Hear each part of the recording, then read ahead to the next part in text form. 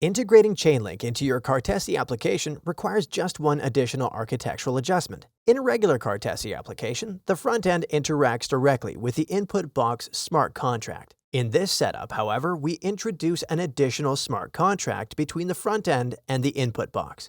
This new contract is called the Oracle Reader. Let's break down how the flow works. First, the front end receives a user request and forwards it to the Oracle Reader contract. The Oracle Reader then calls the Chainlink Oracle to fetch the current price data. It bundles that price data with the original request and sends the combined package to the Cartesi input box.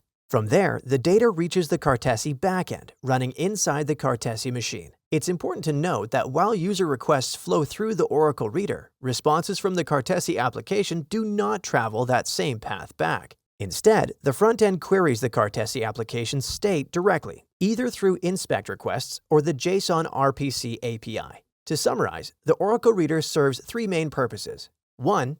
It fetches price data from the Chainlink Oracle. 2. It encodes that data into a format the Cartesi application can read. And 3. It forwards the encoded payload to the input box with the correct application address.